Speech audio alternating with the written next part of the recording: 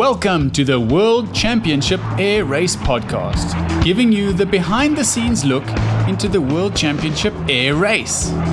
My name is Alex MacPhail, and I'll be chatting to guests from the air racing community all around the world. Make sure to subscribe on your podcast platform to keep up to date with our latest releases. Now fasten your seatbelts, prepare for takeoff, and let's get airborne.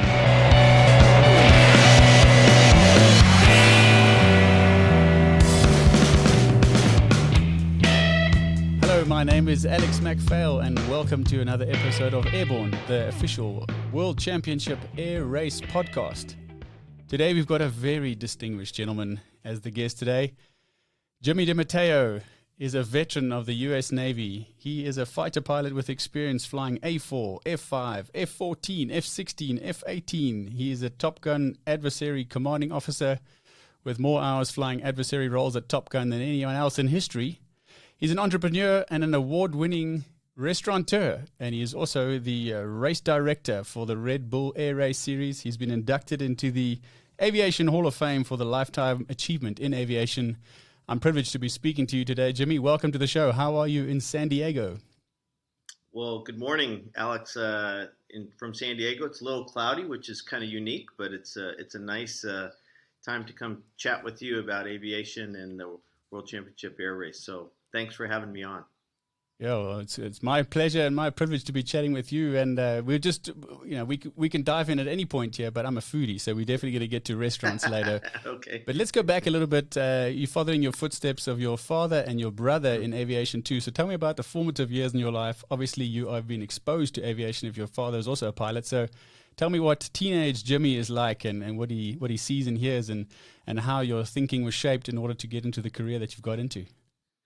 Well, I feel very fortunate. As you said, my older brother and my father are both naval aviators. And when I was growing up as a kid, they were very purposefully not trying to force me to go into something. They actually tried the other way. They wanted to make sure that I wasn't just going to follow because there was some kind of perceived pressure to kind of follow in the footsteps of your father and your older brother. But they did expose me to just some unique stuff. And I remember once I was in, I think I was in high school, early high school here, maybe around the 16-year-old range. And we were in our summer cabin place, and my brother was flying A6s at the time up in Northwest the United States. And he came over and he buzzed us on the lake and he did these aileron rolls and he kind of did completely illegal stuff now that I know.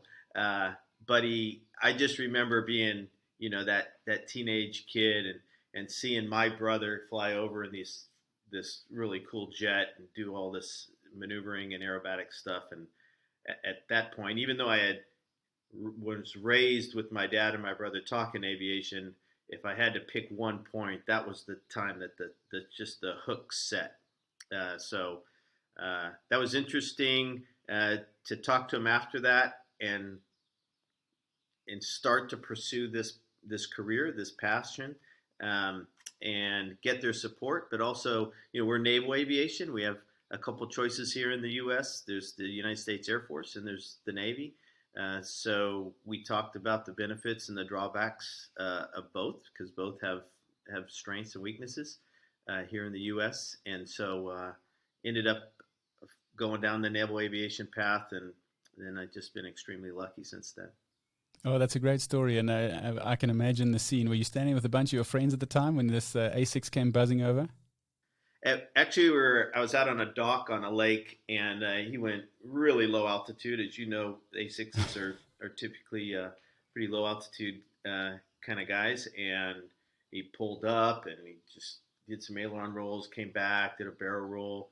And I was with my family, and I was just kind of, because I had seen at airports, I'd seen it before, but never like in the wild. And that just made a big impression on me. So. Oh, it's amazing. Of course, It was completely illegal, but he can't get in trouble now. Yeah, sure. Okay, well, that's a great story, and it highlights the, you mentioned the hook. That's when the bug finally bit, and they said, right, this is the path. And doesn't that also create that sort of sense inside you where you realized, okay, well, I see that, I like that, I want that. Now, what do I need to do to focus to get that? No longer just doing whatever you do. Not suggesting that you were perhaps lazy beforehand, but there's definitely a realignment of your thinking that goes on at that time in your life when you suddenly see that there's a possibility in front of you, and you tie your shoes a bit tighter and you straighten up a bit more and you just go for it head down. And US Navy, you guys are privileged in the United States to have all these options of flying in all different wings of the military. What a wonderful opportunity. Yeah, I felt very fortunate, and you're absolutely right. It focused me at that point. That's probably a better way to say it. It was kind of, oh, what are you going to do in life? And life has a million possibilities, and I'll just kind of keep going and trying to do well in everything. And at that point, it was like, nope, I am single target track on this one focused path.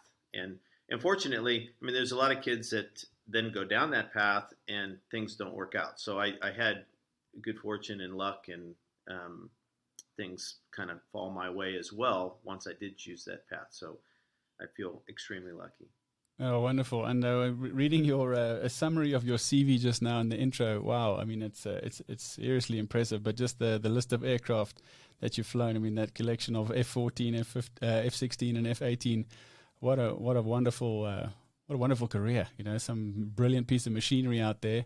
But let's not overlook the fact that those machines are designed for war, and the U.S. Navy is certainly one of those outfits that you take part and you deploy and you spend a better part of the year away each year, and that's the job. Actually, it's fun. It's wonderful to talk about flying these jets and Tom Cruise and Top Gun, etc. But that's not the reality. The reality is that there's real pressures that come with that too. There are, and I know this is a global audience to this podcast, so I'm not here just to toot the American horn for sure. That's not the process. It's more my passion to aviation, and I do think, and I think all military people, wherever you fly for or work for, whichever country, I think we all feel like we're doing it for the right reason, and we're trying to make the world a better place for my children and my grandchildren and grandchildren and your children and your grandchildren. And there is that, I think, like bigger purpose that is fun with aviation in the military, because you get to do something that you love and you're passionate about, which is flying fighter jets for me. But then there's a bigger purpose. It's not just for my satisfaction as an individual of like, wow, that was fun. You actually feel like you're adding to something bigger and better for the world. Sure, and I think, the other thing that you start to recognize, certainly as you get on, and several decades later, you start to mingle with more people around the world. Certainly by now, you've you've met the best of the best all around the world, and there's a common theme amongst aviators, and certainly military aviators. You can fast forward a lot of that initial contact, and you can click because you know that, well, in order to get wings in whatever armor service in whatever country, you've probably gone through some kind of similar walk in life. And you can just you can connect and say, "Oh, I remember when training and this happened." Yep, it was the same for us. Absolutely, we say the dirt might be owned by different people or different countries, but the air is the same. And wherever you go, the passion for whatever aviator it is on whatever part of the world you're on, there is that instant bond. And one of the most enjoyable things for me for Red Bull Air Race, or now World Championship Air Race, is kind of taking away the borders.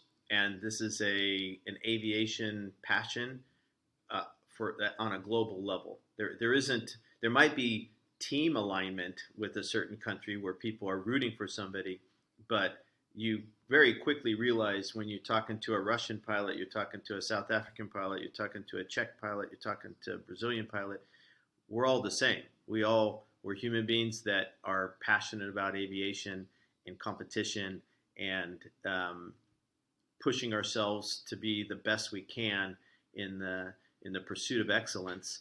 And it's independent of the country that you happen to come from, or the accent that you have, or the language that you speak. So is one common language of aviation, and that's really has been an enjoyable thing for me to experience with air racing. And also, this gets me going as well. This conversation about the passion for it, and all around the world, it doesn't matter what language you're speaking, but wasn't it amazing that Leonardo da Vinci came up with that quote? Was it 400 years ago? If you once tasted flight, you will forever walk around with your eyes turned towards the sky. And it's true. You can be anywhere at any time around the world. You can be down a busy road or a quiet park, and if you see someone in the distance and a plane comes over, 9 times out of 10 they'll look up and just see, well, what type of plane is it? How low is it? Where's it going? How fast is it going? How impressive does it look? And it doesn't matter if you're a pilot or not, but that thrill of just looking up and seeing, oh, what's coming up my way now? It's just amazing. Yeah, it's a wonderful profession to be part of, and just feel very fortunate and blessed to have experienced aviation. Like you said, I also feel fortunate the timing. I just happen to be. It's not that I'm something super special. I just happen to have been able to be part of these 5 different tactical jets. That's typically not the scenario now. You probably 1 or 2 jets, maybe in the world today, if you're an F-35 guy or a Super Hornet guy or whatever. But I feel just because of timing was very fortunate to get all those fighter jets in my career, which is fun to do something different in a different aircraft. It's great. A wonderful opportunity for a brilliant piece of machinery, and really is the sort of the pinnacle of it all to be landing these, $20-30 million piece of machinery on a moving ship that's bobbing around in the waves, and the runway keeps changing directions and angles on you, and you got to make it count. This is the time to put it down. I wish they were that cheap. I think they're a little bit more than that. At least in the U.S. they are. The next level of, I think, a brotherhood or passion that, at least in the naval aviation world, that we share is we share aviation passion with a lot of people, and then naval aviation passion with a smaller group of people, and then carrier aviation passion with even a smaller group. If you've landed and taken off on aircraft carriers, it's hard to explain, but it's extremely challenging, and that tends to bring this brotherhood even closer together. It's like a team that, say you win a World Cup championship for your rugby team or your soccer team or whatever, the battle and the fight that brought you to that championship really solidifies the relationship with your teammates, and squadron mates are essentially the same as teammates. And so that bond that you create with those individuals is forever, lifelong lasting. Okay, well, I want to ask you one more question on the sort of the Navy operations, and then I want to move on to the next bit. Can you think of a time, I'm not trying to put you under spot here, but is there a time you can think of where you're coming in and you've had to do 2, 3, 4 approaches? What's the most number of approaches on one sort of recovery from a sortie or a flight where it was tricky, conditions were tough, and you didn't get it first time or second time? Was there a story you can think of? I was fortunate to do well what we say behind the ship or behind the boat on carrier landings. That tended to be one of my strengths. So I'm fortunate that I don't really have multiple passes. That happens sometimes to individuals that, especially on a black night or bad weather, we say it's their time in the box and they go kind of around a few times. Fortunately, that never happened to me, but there are definitely, I tend to shake a little bit when I think of this one approach. I was flying an F-14 off the coast right here off of San Diego, and it was, I lost an engine. I had to shut down an engine, so I had to come in single engine on the F-14. And if the F-14, if you can visualize the F-14, our engines are very far apart. Yeah.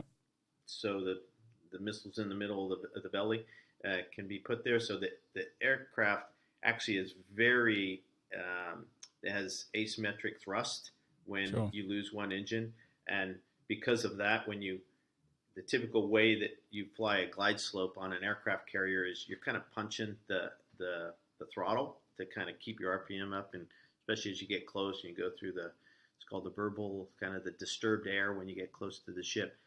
Well, when you push a throttle in an F-14 on single engine, your nose turns like that because the engine's so far off center line. It's not a center line thrust aircraft, and so lineup is extremely difficult. So all that is to say, it's challenging to fly an F-14 single engine on a ship, especially at night, especially in bad weather. And it was like this dark. And I just remember coming down, and I had I was on a wing of somebody because I also had an instrumentation issue. Oh, And wow. I remember coming back, and I thought I was upside down. I thought it was the vertigo. I thought I was upside down, kind of like I was in a spaceship, landing on, like going up into the sky. Your muscle, your training, your muscle memory, your training kind of jumps in, and you just kind of do what you need to do, holding onto the rudder tails, as you can imagine, and land. At that point, I just remember my legs, and at the time, I remember my legs. We have to taxi off the flight deck right away, or the runway part of it, so that the guy behind it, we clear it, and my legs were shaking so hard I had to take both hands and grab my right leg and push my leg down to push the rudder pedal to engage the nose wheel steering to get out of the way. So yeah, you're making me sweat a little bit now even thinking about it. That was actually I've been thinking now the part of the story, that isn't it amazing how you can actually recall some of these, I mean, we can call it traumatic events because this was real for you. You can recall this, several decades later, and it might even elicit the same feelings. And I mean, you said right in the beginning, I'm feeling a bit of sort of hair standing up in the back of my neck when I start talking about this. But it's an amazing experience. But you can remember the detail of what happened. And we've all had these. We've all had lucky escapes in aviation. It's an unforgiving environment to be in. But here we sit, and let's reflect and learn on these things too. Okay, so I wanted to bring in the sort of last point about your military side of the career, and you ended up as the commanding officer of the Top Gun Adversary Squadron. So just give me a sense of what the task and the responsibilities of Adversary is. But really, the question is more about the leadership role of being the commanding officer. It's quite an important role. It's a sense of achievement. But also there's a lot of satisfaction that comes knowing that you're doing a good job and people look up to you, such as in your case. So maybe you can just share your thoughts on your time as commanding officer Adversary. Sure. So first, from the mission perspective, it's the path that I took for a long time, is the whole Top Gun Adversary world. So I love playing the bad guy in our training evolutions, and that's one of the reasons why I was able to fly all the different types of aircraft, was because of the adversary role. Overall, just for your listeners, the adversary role is if I'm training you to be your Top Gun student coming through, or coming through with your squadron in an air wing environment, to train you to the best possible way we can, I simulate, I replicate, I emulate maybe an adversary's capabilities. And we typically talk in the big three. I want to simulate the aircraft, the weapon system, and then the threat pilot mindset, basically as strategy or tactics that they use to make you the best that you can be. Because my whole objective is to make you better tomorrow. So that's a fun environment to be, because you get to play kind of a role, but the way the Navy does it in the Top Gun way is it's professional adversary, meaning that's my job all the time, and then we get to do that every single day. So we get very good at simulating the threat capabilities. And there's a teaching element to that. So it's not just you're a fighter pilot, you're a fighter pilot that you get to fly, and then I get to teach you something. And then the fact that you're better tomorrow than you were today also has an additive property of enjoyment, for at least for me as an individual. So that's the adversary world, the Top Gun adversary environment. And I've been fortunate to be in that for a long, long, long time, and including right now, after I've retired from the Navy, flying from a a contractor's perspective, I still fly the F-5 Advanced Tiger in the exact same role up at the Top Gun Adversary squadrons and on the range there, flying against the Navy fighter pilots and Air Force fighter pilots coming through. So feel very fortunate in doing that because it's my passion and I still get to do it at this age, which is very fortunate. Yeah, it's a wonderful thing. The second thing you talked about was command. And command, yes, it was command of the adversary squadrons, but in any command scenario, I think it's the same challenges, but the same rewards as well. If you ask me, and I probably have, I don't know, well over 5,000 sorties, flights in fighter jets, it'd be hard to pick out one or two that really kind of stand out. But boy, as a commanding officer, I can pick out one or two scenarios that stand out and stay with me in my mind in a very positive way. Just like an adversary instructor pilot, you teach, you get reward from the fighter pilot being better tomorrow than he was today. As a commanding officer, the leadership and kind of leading a team and seeing the success of the team is more enjoyable than seeing the success of yourself. And probably the best way that I could explain it is to a parent. You know, if I run a race and I win the race, I have a sense of satisfaction and enjoyment. But if my son runs a race and wins a race, it's even more enjoyable for me because, you know, especially if you work hard and you see the advancements and the accomplishments of somebody that you've helped along. And from a commanding officer's perspective, I think, you know, seeing the joy and the advancements and the improvements of individuals that you're in command of get better was one of the most enjoyable things about being a commanding officer. So I've lots of wonderful experience and just feel very fortunate to have been put in that position, that the Navy trusted me in that position and that environment with all the people. I truly believe I was blessed again with other strong people around me. I believe in that concept of, you know, fill your team out with the best people possible and then get out of their way and let them do their job. I was very fortunate to have, you know, stellar people around me that helped, and we had wonderful squadrons when I was in that role. Oh, that's great. And you make me think of a story in the last summer that's gone past. I enjoy a bit of surfing as well. Grew up at the beach, and I've also got 3 boys, and it was the first time that we all went surfing at the same time. And you know, ordinarily I'd like to get to bigger waves, but there was so much enjoyment surfing in the small crumbly waves right at the shore with the 3 boys at the same time. Way more than the waves curling at the back there. This was just so much fun, and high-fiving as you're catching a wave in together. You know, watching your son win the race is more enjoyable than you winning the race. And I can imagine as a leader of a squadron, the same thing. Yeah, and even I remember, you know, like certain things jump out. There was a petty officer, a female petty officer. You know, she came in and you kind of, I didn't think of myself as like, oh, the commanding officer is a big role. You just, because it's you just think this is just part of my career path. She walks in with her mom and dad, and her mom and dad, she was young, and her mom and dad were my age essentially, and to talk to the parents of the young, you know, sailors and airmen, and to see the pride that the parents have in their accomplishment, their children's accomplishments. And when I'd say something like, you know, you should be very proud as a parent, you did a good job because, man, your son or your daughter is a squared away person and is doing an incredible job. To see the enjoyment of that comment on the parent and on the kids, it's very memorable, and it's touching, and it was a big part of the benefit of being a commanding officer. That is a privilege.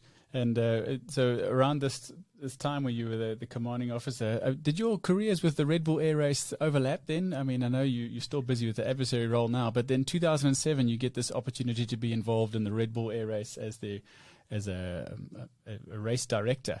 Was that an overlap?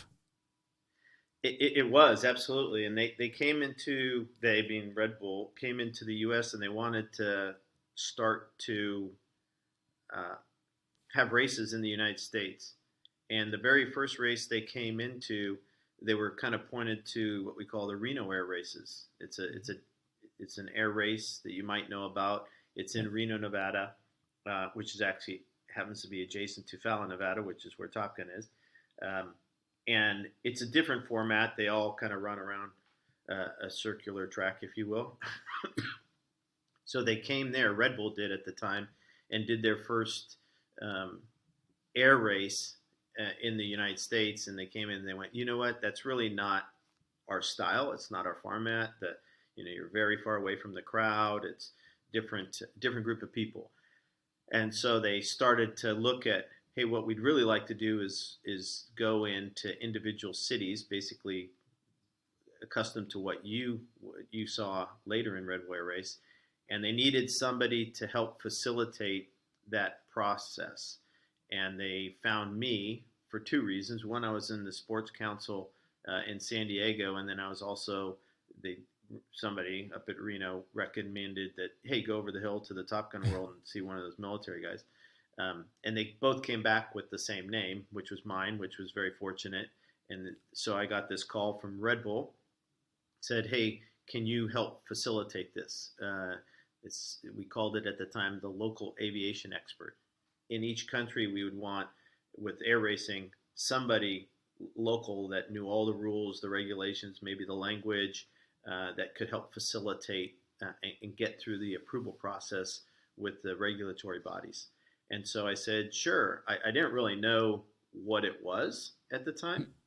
And they flew me to race in Budapest, on the river there in Budapest, which became one of our most iconic places to race. And I saw him go under the bridge and then race around. At the time, we actually had little aerobatics in the race as well. Came back, and I'm like, holy cow. That is fantastic. That's incredible. Yeah. But you're never going to be able to do that in the U.S., not flying under bridges and stuff. So anyways, that was the start of it. I reached out. I said, well, let's maybe – we did one in San Francisco aligned with the Blue Angel Air Show, because we kind of piggybacked, if you will, on the approval of the aerobatic box. And then I said, to do a standalone event, maybe let's try San Diego, because it's where I live, and I'm connected here as far as the people. And so that was really our really first standalone in a city event. And at that time, they went, hey, can you help us in all of the U.S.? In fact, can you help us in all of the world? And I was still flying, the executive and commanding officer role as well. And then I was like, okay, yeah, I could kind of maybe help you from a consulting perspective and assistance. And then as my Navy flying and responsibility started to come down, the air race ones started to come up. And then they said, can you be the race director for the U.S. races? And then can you be the race director for all of our races? So that was kind of the evolution. Again, extremely fortunate, just happened to be in the right place at the right time. Oh, well, I mean, it sounds fascinating. And isn't this how adventures begin in your life? It starts with something small and usually begins with, hey, can you do this? And the answer normally is yes. What are we doing again? Let me figure it out. But you have to take that leap of faith. You have to back yourself, and you have to be willing. I mean, that I think that's a critical step. You just start and you figure it out as you go. Obviously, you're coming with fundamentals, with decades of experience, but you put things together as well, and you make a success of it, and slowly people hand you more and more and more, and now you're the race director for the global series. Yeah, I think a good lesson learned too that I had, that I really credit Red Bull with their incredible approach, was I said, hey, could we do this to a city? For example, we'd say the first time uh, to the FAA, we'd like to race inside a track, a racetrack. Take off on a racetrack and race inside this track in front of people. And the FAA is like, you are crazy. You're insane. That will never, ever, ever, ever happen. And then you say, okay, why? And then they start to list 20 reasons why. And then from a programmatic perspective, the way we approach it is like, okay, here's these 20 reasons why. Well, here, this reason, I'll satisfy that requirement by doing X. And then this reason, I'll do Y. And then this reason, I'll do Z. And then slowly, instead of, the whole adage about take one step at a time to climb the mountain, slowly, I had 18 of the 20 reasons why we couldn't do it resolved. And then it was just, you build momentum, and then credibility and all that stuff comes forward, and then you ultimately achieve your goal. And I think it's a good life lesson that, sometimes things look insurmountable at the beginning, the giant mountain, you can't climb it. But if you just, take one step at a time, you can get there. And with Red Bull Air Race, that's the exact approach, because we were asking for some pretty amazingly unique things. Never been done before. Yes. Never been done, and regulatory bodies tend to not like to do that. So, and it's the same approach all around the world. The people, all the regulators, all on, no matter what country they're in, they have the same personalities. They're resistant to risk. That's their job. Resistant to risk, and keep the safety of the people that are watching it paramount, and that's how we approached it. So, anyways, it was a wonderful life lesson to learn, and is bode well for us throughout the last history of the Red Bull Air Race, and now into the World Championship Air Race. We're taking that same philosophy of achievement. Well, that reminds me of a quote, very famous quote now by our former president, Nelson Mandela. He says, it always seems impossible until it's done. Yeah. Like racing in the racetrack. So that Las Vegas racetrack, was that right? We did three. We did Las Vegas, Texas Motor Speedway, and then also Indianapolis Motor Speedway. Wow. So, it was pretty enjoyable. The after party, if you will, to toast the beer with the FAA guy that said, "Over my dead body will this ever happen?" Yeah, I'm sure. Well, you're not dead, and here, let's toast. And we just had a successful race. So now that you brought it up, I believe it was the Las Vegas 2016 when you were quite challenged by the elements, the sort of the desert winds came up. So I don't know if you want to just share some of your thoughts at the time. So you're obviously critically involved in setting up this whole race, making sure that the regulatory bodies are all happy, etc. But on race day as well, there's a lot on your shoulders, and it's dynamic. You have to watch the weather, you have to watch what's going on with your situation, and I'm sure that was a tough call. The right call to call it off. But talk me through some of your thoughts and the experiences you went through in this event with these extreme weather conditions, the wind that day. It's very important that in the aviation world, that you don't fall victim to the pressures of trying to accomplish something, and let that pressure force you to make probably improper decisions as far as the aviation side goes. I was fortunate to have two things. First, Red Bull, the company, and Red Bull Air Race, the leadership, etc., was very supportive. They did not say, you have to do this. Jimmy, make this happen. They said, as a race director, you make the call. Now, that was the one thing. So there was pressure because the world was watching and on live stream, and there's also all the people in the spectators were watching, and it's a significant call. Mm-hmm. Just like what was it? Recently this year, a downhill in Austria, one of the downhill ski races, they called for weather as well. So anybody who's in charge of that kind of calling the race off or the game off has that same pressure of trying to make it happen. In aviation, though, it can be very dangerous very quickly, and weather is typically the thing that jumps in and bites you. So one was the support of the leadership to say, don't put too much pressure on this. If this doesn't work, it doesn't work. We move on. The second was the team that was surrounding me is exceptional. They're just phenomenal pilots, aviators, individuals as a whole. And so it might have been my call ultimately, because that's what our rules say is the race director makes the call. But it was really a team discussion with incredibly competent people. Steve Jones is one of them. That was my race director. Willie, of course, Willie Cruikshank was involved in those types of discussions too, as the director of aviation. And so it's challenging. You want to push up to a certain point, but then you have to make the hard call and say, no, we can't do this. We need to do the right thing for the sport as a whole, for the safety of the pilot. And then there's also feedback from the pilots themselves.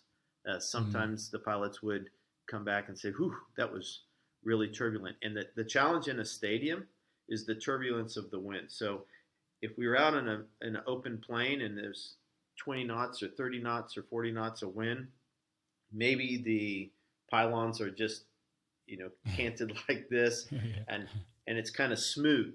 But what happens, as you know, as an aviator, when you have something like a stadium, it really disturbs the airflow. So that the wind comes over this part of the stadium, and then it tumbles like water over a rock, like a rapid in a stream. And that tumbling effect not only affects the pylons, but made it very turbulent for the pilots. And so it's a judgment call. What's too much? What's too little? That day, and other days as well, but that day was a day that we ended up calling it off in Las Vegas. And you make the right call, and often, you're obviously happy in your call too, but you get vindicated sometime when one of the pilots would come up to you and say, that was a good call, because I was starting to get, I wasn't sure anymore. And when you hear those bits and pieces coming back to you, that was the right call. Because even, like in many tough decisions in life, you question yourself. 3 hours later, you're thinking, was that the right call? Maybe you don't sleep so well that night. Was that the right call? 2 days later, I wonder, because you don't know how it would have played out otherwise. You just know what did happen. You called it off, and that's the end of it. Yeah, and it's interesting because the pilots are competing, right? So we take their comments and we add them to the cumulative pool, if you will, of all the comments. Of like any aviator, you're taking a lot of input from a lot of different directions, and one of those is the pilot comments. But you have to be careful, because they're pilots, and they're tricky little buggers that are trying to win. And so there's sometimes when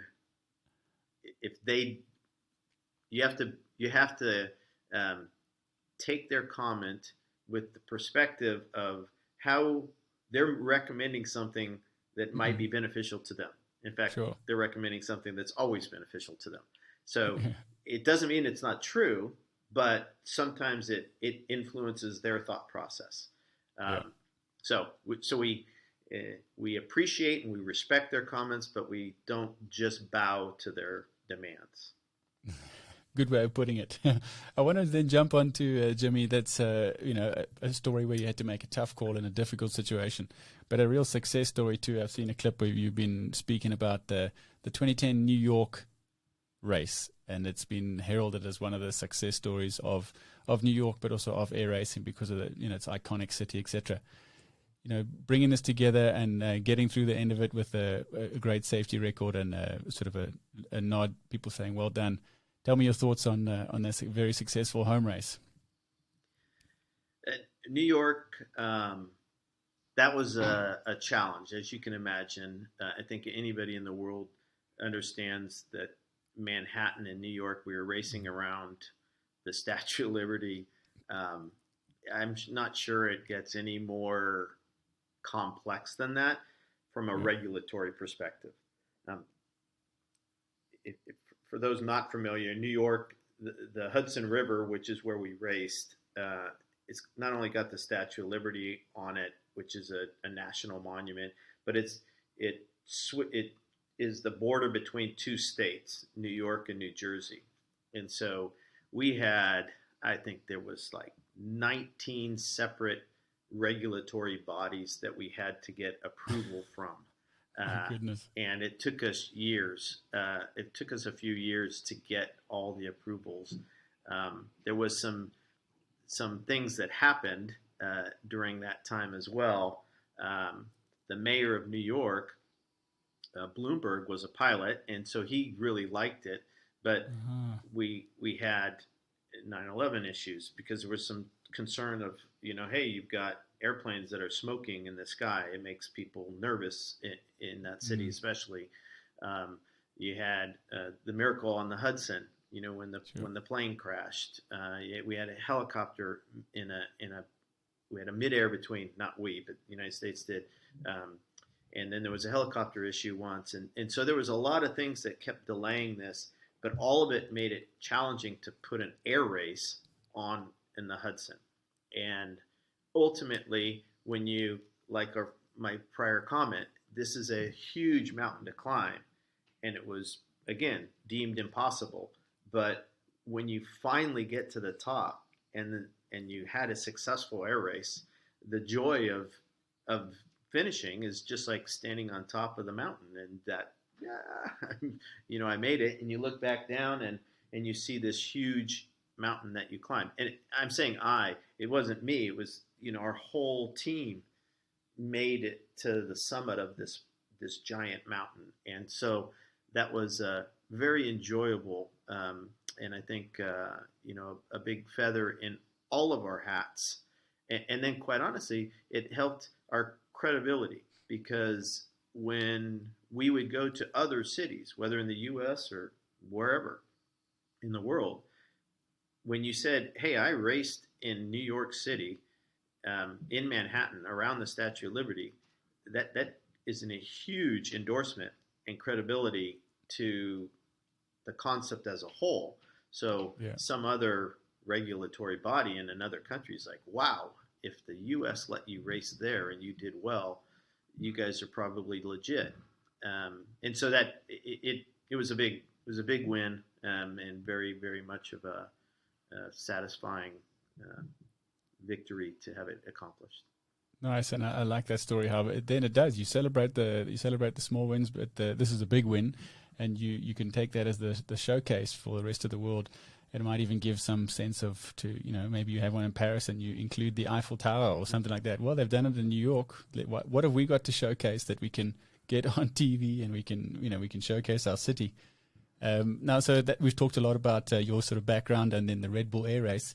I want to move forward towards the World Championship Air Race now. So I'm guessing it wasn't much of a thought process for you when they said, guys, we putting the team back together again. It's rebranded. It's the same essential core people. We're going to do essentially the same things again, but we're going to do it a little bit different. We're going to improve on the things that we didn't like, and we're going to keep the things that did work.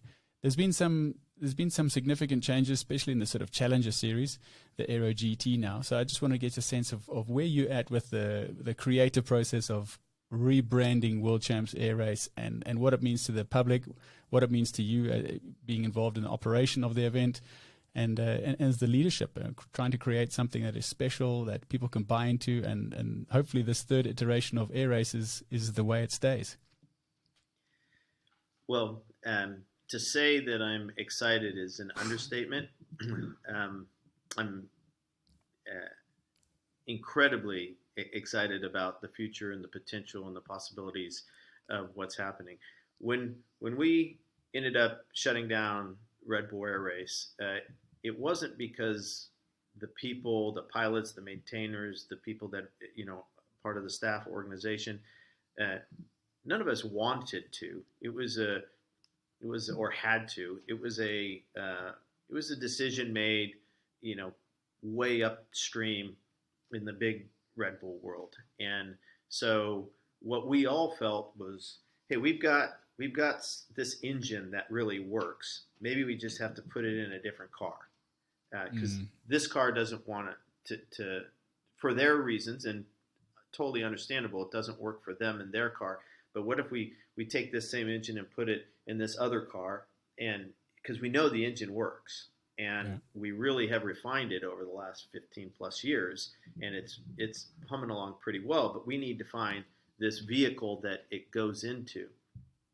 Uh, the the appreciation we have for Red Bull, the company, Mr. Mateschitz, and him allowing this is just spectacular. I mean, every single person in Red Bull Air Race just, we are incredibly appreciative and think the world of his personal involvement and support because really he created this thing that we call air racing and and funded it and supported it and endorsed it and had all his media world influence to kind of get this off the ground.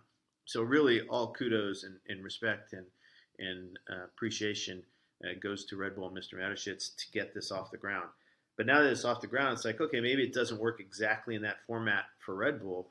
It doesn't mean it doesn't work for anybody. It just means that it doesn't work for them right now this way. So let's bring it in this other vehicle. And that right away, when Red Bull said, hey, we're going to terminate this, the way we're doing this, there was a desire and inclination and immediately like, okay, how are we going to keep this going? Who's going to be involved? What's the next way? Willie, that I know you've talked with, as it's super exciting because he's wicked smart and really good and experienced in both from the military side and the leadership side, and he's like, hey, we're going in this direction, and then we have this supportive business, if you will, behind it with this group that really Willie is directly our conduit to, and they're making the business side work. They're making the car work around this engine, which is important. It's critical that happen because we don't have Red Bull to just kind of fund it. So it has to work as a business as well. But like anything, like a cell phone or like a laptop, I say we're on like version 3.0 because we had the first air race, then we took a small break, and then we kind of modified things. We did different things. We enlarged the pylons, we heightened the pylons. We created a challenger class.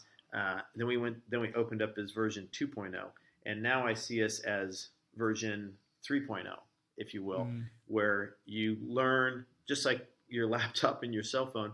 You take the stuff that worked really well and you keep it, and then the stuff, and you maybe even improve on it, and the stuff that was a little bit challenging or didn't quite work as well, you really attack those areas and you improve it so that version 3.0 is much better than version 2.0. And so to me, there's an excitement of it's almost easier to switch paths a little bit to get a better version 3.0 and learn and appreciate everything we had with Red Bull, but then to not be bound by some of the restrictions.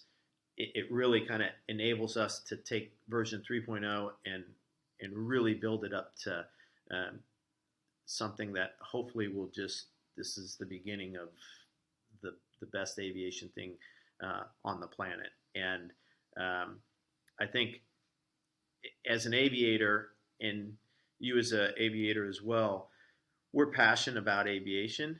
We're passionate about it. And I'm not sure there's anything And I don't know if we really truly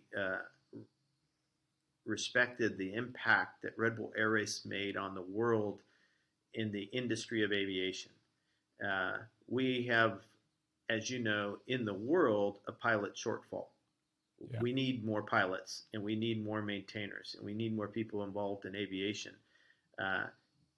This Red Bull Air Race was a wonderful marketing tool to get people interested in aviation around the world.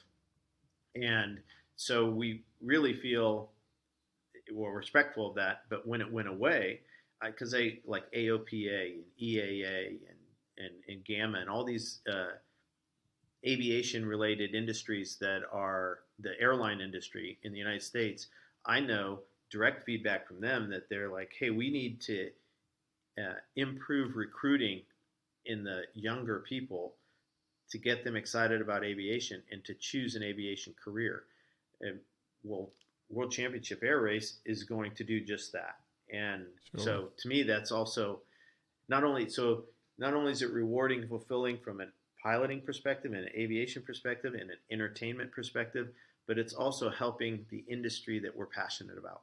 And so all those things together, you can tell I'm excited about it. Thank you, Willie, for letting me be involved, and I'm really looking forward to the future. Yeah, Jimmy, I want to just talk a bit about some of the specific changes. I'm super excited about this move to the teams format, following in the same way that the Formula One operates. You've got a team that has a driver, the driver can change, etc. Team owners can change, teams can get bought out too. Did that come from the pilot side? Did that come from the sort of operation side, from your team side? Was it a mutual thing? How did that come about? So over time, we always were always in Red Bull Air Race, trying to figure out how to get better. Not only from a flying in the track side and safety side, but also a sporting side. Our rules would be adjusted for sporting. But then also like the business side and the team side of things, the concept of the team side really was applicable more to the leg of the stool that would be called the business side of it. Pilots would because there is an example like Formula One. It wasn't that this thing was created out of nowhere. It was, hey, that works for them. Maybe we should go down that path. When we were with Red Bull, it was a little bit. We had to do what worked for Red Bull. They were funding everything, of course. That made sense. Now that we're not under the direct umbrella of Red Bull, there's more flexibility to do something else from a business perspective. And that's kind of where it came from. It came from pilots. It came from our organization. It came from wanting to do this over time. And then Willie and his team, when we kind of switched away from Red Bull Air Race, it allowed this to go forward, this concept to go forward. Will it work? We hope so. We think it will. Sure. We feel it's the right direction. But there's a growing path that we have to go down to make this all come together. But it's exciting, and I think it will help the sport and the longevity of the sport. Oh, that's good. And Jimmy, now specifically some of the things you do. So you're quite involved in the actual track designing and the layout planning, etc. And I know there's also another big drive now for World Championship Air Race to go to new cities, to places that hasn't seen it before, and that's a focus. Obviously, you'll go to places that traditionally have supported you, but try and bring in that new blood, that exposure to aviation around the world too. What do you look for? What are you trying to achieve when you're setting out these track layouts? I mean, the host cities, they reach out to you, say, we have this idea of having it here, and we've got this nice esplanade, or we've got this waterfront or beachfront. Do you ever come in and say, well, this would be great if we just did it maybe 2 kilometers down that way? They've got an idea, you've got a different idea. Where do you fit in with now making the track sort of presentable, making it challenging, being creative, making it different? Where do those thoughts and what is your approach with building a track in a new city? So the host city and figuring out which city, which country, where in the city, and the exact track design is a very complex issue, as you can imagine. Sure. All those things that you just said. Some of it comes from cities asking us, hey, we'd like to host something. And some of it comes from us saying, we really want to race over there. That helps us. When it was back with the Red Bull world, it also had Red Bull influence, right? Red Bull would say, hey, as a company, I want exposure in this market area. And so that had some influence. So what Willie and the team that he runs are doing, reaching out and being reached out to, is there is we're a global sport. So there is an effort to make sure that we respect that concept. We don't want to get pigeonholed in one or two countries or one or two spots. There are some traditional things that worked great in the past that will be carried forward. And then we have the ability to expand into some new areas. And if it works for the overall concept of the sport and helping the sport, then that's fantastic. Once that is kind of made, then we'll pick a spot and it's typically, we know what we can do. We know the size of the box that we need, and we kind of know where we want to do things. And so we'll come in and say, hey, Mr. Mayor, or, governor, or whoever's running this area, we'd like to do it right here. And then once we kind of decide on a spot, when we actually map out a little bit of a track, again, more in a group setting, there's a few of us that will all get together and kind of say, well, there are elements of a track that we want to keep. We want to keep the chicane. We want to keep the vertical turning maneuver, or whatever. So we'll put those in there. But then we want it to complement the backdrop. Is the backdrop, is it some building that we want to highlight? Well, then maybe we have a vertical turn that the camera can, kind of go up and see this big, beautiful building in the backdrop. Or there's a bridge, or there's some structure that's unique to that city or that area. Then, Porto, for example, has the Eiffel Bridge there, and we pulled up before it because it had that epic shot, and that helps the city as well, sure, right? Because they want to market it, and they want to say, hey, that's an identifiable thing for our city, for tourism, et cetera, and then that helps their tourism authority kind of approve this as well. So we put all those elements in there, and we figure out a track, and then really smart people put that into a digital format, if you will, and put it into a simulator to make sure that it kind of works as far as like the design, the turn rate and turn radius and the distances and the safety setbacks and stuff like that. Different countries have slightly different rules when it comes to regulations. We don't want to lower our safety standards because a host country isn't quite as strict. So what we approach this with safety being paramount, is our rules and regulations apply to the UK and the US and Germany, with the most restrictive countries, if you will. And then when we go to another country that maybe is less restrictive, we don't throttle back on any of that safety. We use the exact same setback distances and everything else. So we stay the same within the organization from a safety perspective, and we don't go up and down depending on the host country, which I think is critical. So anyways, long answer, but lots of complexity to design a track and a lot of different parts to make that work. But I can see the smile on your face when you started explaining it. Sounds like a real exciting thing to do. Sit down with the team and maybe even walk the landscape. You've had a look at the maps beforehand. Now you're here and trying to just imagine this and how could you feature. It's brilliant that you can do that. You can go into the city and say, we want to showcase what you have. I mean, they might say to you, can you showcase? And we've got that wonderful picturesque landscape in Cape Town with Table Mountain on the one side and Robben Island on the other. And we hope to bring the World Championship Air Race to Cape Town next year, 2022. And featuring some beautiful scenery would be wonderful. And that's one of the core objectives. Obviously, it has to work. When we leave a city, we want the city, and I'm very proud to say that very often this is exactly what happens, that the regulators and the mayors and the tourism authorities and the people that were kind of skeptical initially, when we leave, we leave with huge smiles on their faces and them saying, please come back. That's a core objective, and we're very fortunate that we're able to deliver that.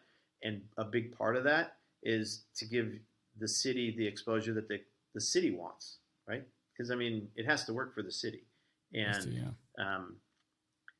I'd love to race in South Africa. Right, we're going to talk about that some more off air. You mentioned safety a minute ago, and I want to just bring up one point about safety, and then we're going to move on to other things. Kindleman in Perth, so there's an example of an aircraft going down in the water.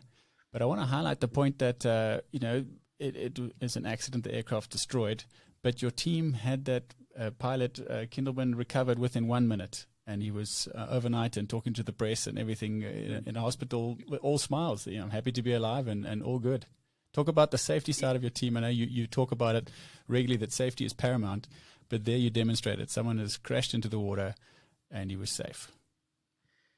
I'm, and again, knock on wood, because you never want to jinx yourself, but we're all very proud of our safety record in the Red Bull Air Race side, and we're keeping that same, if not even increased, concentration and motivation to the World Championship Air Race.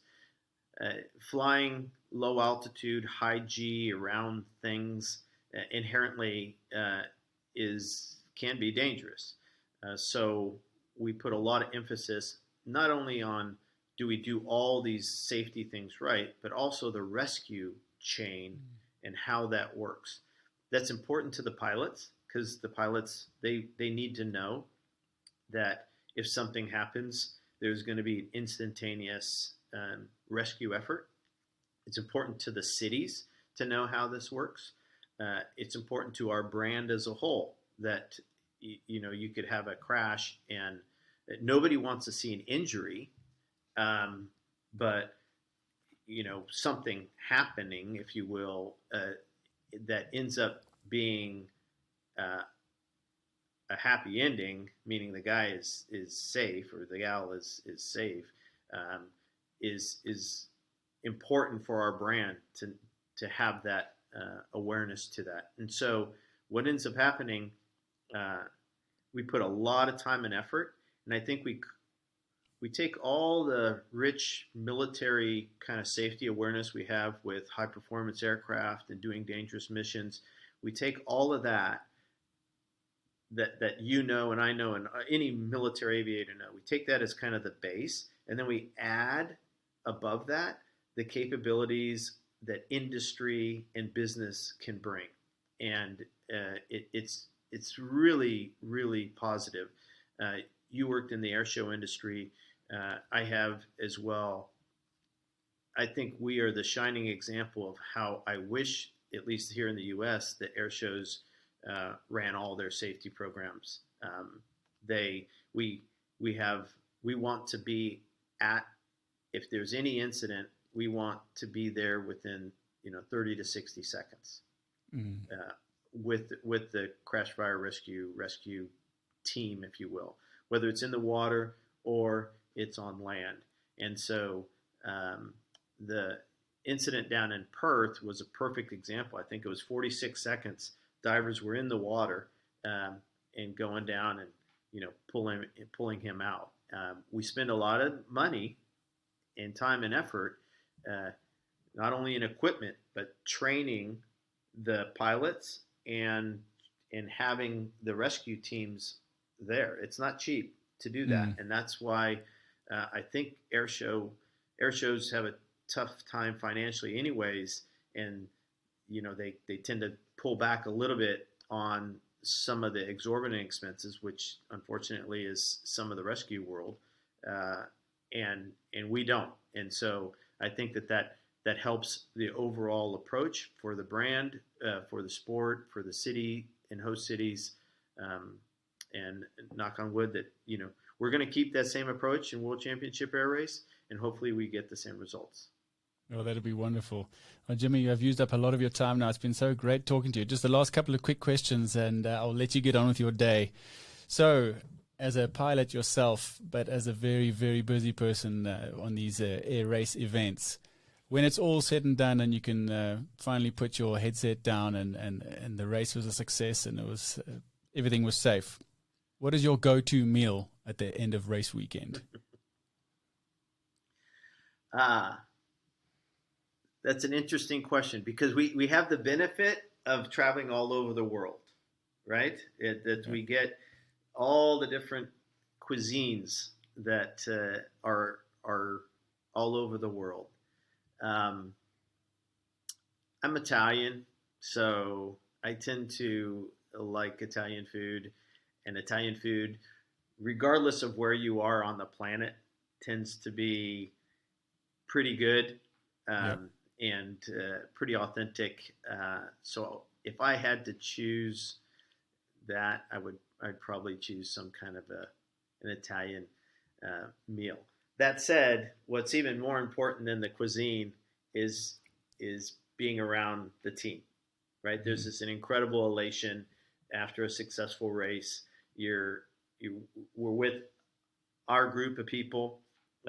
From if we're on the race tower group of people, you have all the people who help set it up. You have the pilots, you have their teams, you have their maintainers. There's just if I had to remember some of the most fond memories I have of Red Bull Air Race was what we call the after party, basically the event that took place after the race, and it was just everybody just smiles and happy, and they'd worked so hard. It's kind of like your analogy of the mountain. We all had a party on top of the mountain. We all climbed up there. It took a long time, and now we're up there. We have some beers. We have some food. We have a wonderful event. So Italian food in an environment with all my friends and colleagues and teammates, and that's the perfect ending. That sounds amazing. Last couple of questions. What is the most surprisingly good aircraft you've flown? You looked at it and you thought, I'm not sure about that. But when you flew it, you thought, wow, this thing blows my hair back. In the Top Gun world, we had the A4 Skyhawk, single seat A4 Skyhawk with the P408 engine in it. It was designed, 40, 50 years ago, almost as a throwaway aircraft. It was designed to deliver some munitions, and they didn't know how long it would take. But the simplicity ended up having an incredible. It worked. It just worked the way it was supposed to work, and it worked a very, very long time. The A4, when you looked at it, as I don't know, but then you get in it, and there's a caveat to this. You had to master the skill of flying it, right? There was not digital flight control, so we had forward leading slats that you had to pop out aerodynamically. You would flap, you would drop your flaps with the switch. The trim, you'd have to run the trim, because in the empennage, the big part of it runs off the trim. Your elevator was the little part that would deflect, and so it didn't look intimidating. It didn't have massive capability per your question, but boy, when you got in it, and if you really mastered it, it was the most lethal, fun thing to fly. And it was always great when the F-16 or the F-18 or the F-14, the big beast that has 50 times cost more, 50 times as thrust and all the other stuff that it has. But you could get into, if they let you get into the phone booth with them, if you really collapse this fight down to a really tight little thing, you'd eat them alive. And it was very, very rewarding in that environment. So I'd say the A4 was A4. the most fun. Yeah. Well, Jimmy, I think you've answered that question perfectly. Thank you so much for your time. I'm really looking forward to the event that's kicking off again next year, 2022. The World Championship Air Race is back in the skies. All the best to you and your team, and good luck for the future. Well, thank you very much, Alex. Really respect and appreciate all you do for aviation as well. Look forward to presenting opportunities for you to come join us at some of these sites as well, and hopefully we'll be down in South Africa racing in your backyard soon. That'll be wonderful. Thanks, Jimmy.